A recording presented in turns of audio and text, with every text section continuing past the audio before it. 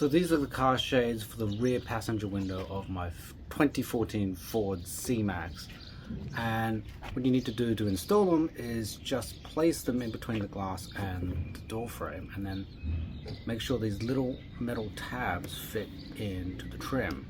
Now obviously for different cars the installation process is a bit different, but it's important to get them properly situated there, because when you wind the windows up, if they're not properly situated and they're sticking out a little bit too much, what happens is the safety mechanism in the electric window mechanism will trigger and the windows will go back down.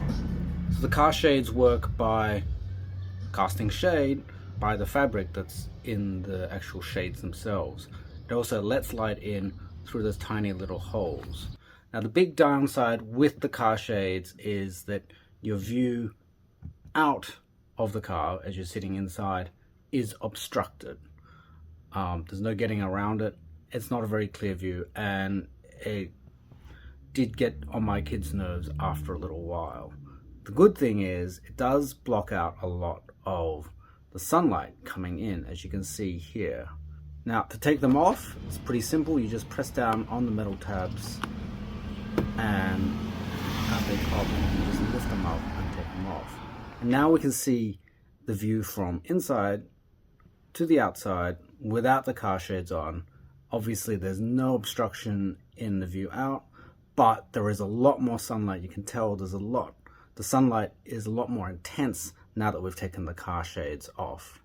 Now this is the view of the car from the outside looking in without the car shades. It's very easy to see everything. There's a slight tint to it. Now with the car shades on, it's much harder to see inside the vehicle. As we step back to the front, it's very hard to see anything inside the car. From a different angle you can see a little bit more. Now this was shot a few days later, right before I was about to take the car for the tinting process.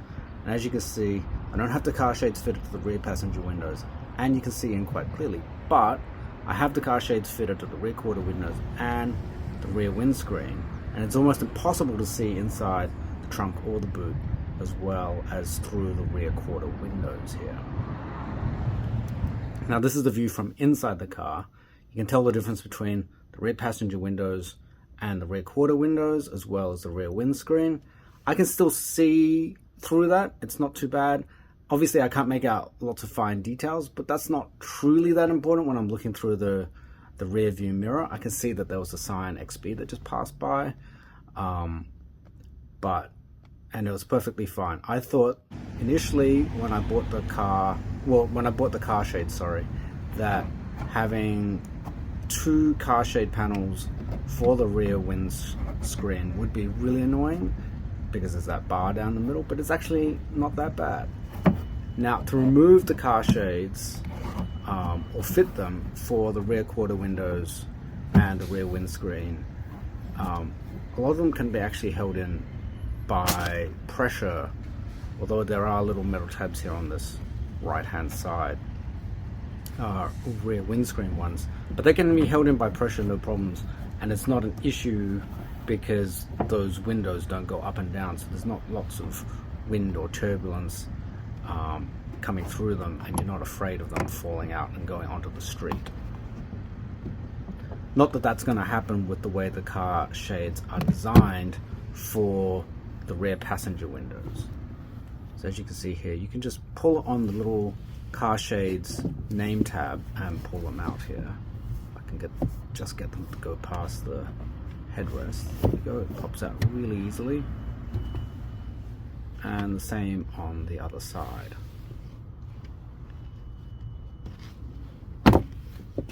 And now with the car shades off all round, you can see into the boot or the trunk very easily. You can see through the rear quarter windows with no problems whatsoever. So you can see the car shades do a good job of providing a measure of quote-unquote security. So this is what the tint looks like from the outside. It's a 20% tint, only allowing 20% of the light through. As you can see, it's very hard to see into the boot or the trunk, and it's quite hard to see what's happening in the back, and it'd be hard pressed to see my kids' faces unless you had your face pressed up against the glass, or they had the lights on.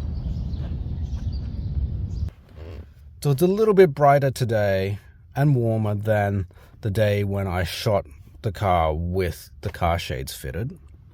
But as you can see, the view out of the rear windows is not obstructed.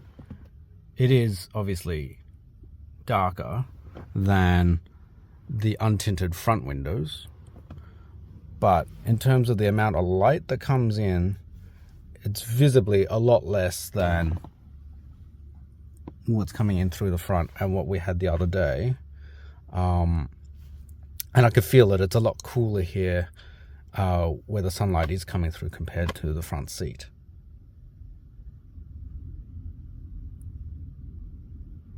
So now that I've shown you the car with both car shades and window tinting applied, which one do I prefer and which one is better value? For me personally, I feel like I made the right decision at the time because it was COVID and everything was quite scary and very in flux. So going with the car shades worked out really well at that time and continued to do so for a while. From my position now in 2024, and given that both the car shades and the window tinting cost about the same price. The car shades were $144, including shipping at the time. And the tinting that I got done in this car was $140 all up. I would probably go straight to the tinting.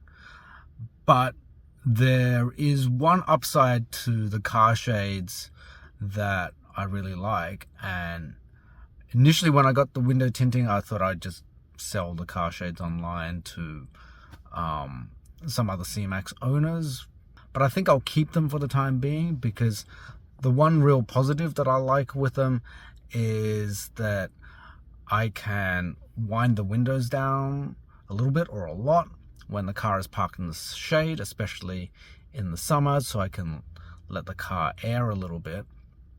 And because it's got those tiny holes, air comes in, but most of the bugs and mosquitoes and flies can't actually make it into the car.